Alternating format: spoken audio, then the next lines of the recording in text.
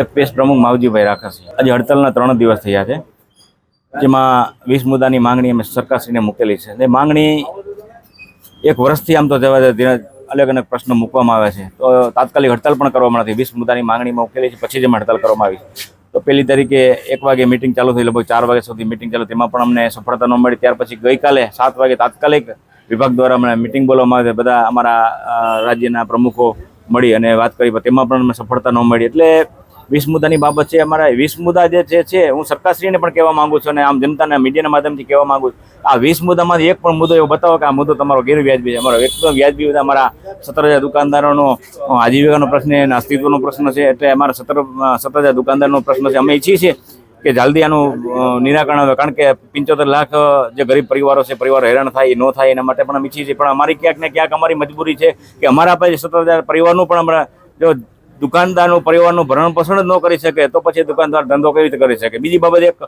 ખાસ બાબત કહેવા માંગુ છું કે જે કાંઈ પરિપત્રો કર્યા છે, જે પણ બાબતો કરી છે, તો એમાં ઓનલાઈન સિસ્ટમથી ધંધો કરી છે સરકારે। આધાર બેથી અંગૂઠાના સિસ્ટમથી ધંધો કરે, આમાં ક્યાંય 1 પણ રૂપિયાનું ખોટું થવાની બાબત છે જ નહીં। તમારે મારી દુકાને જે જથ્થો આવે, જથ્થો તમે ઓનલાઈન તમે 10 મિનિટમાં જોઈ શકો કે કેટલો વેચાણ કેટલો પડ્યો છે। એટલે આમાં ક્યાંય કોઈ ભ્રષ્ટાચારની બાબત નથી, પણ છતાં પણ આવા નવા પરિપત્ર જે 11 જણાની કમિટીની બાબત છે, અમારા કમિશનની બાબત છે, આજે 20,000 કમિશન છે, એમાં 97% સિસ્ટમ નાખી, તો એમાં કોઈ દિવસ મળે જ નહીં, 5 જણા ગમે ત્યારે નથી જવાના।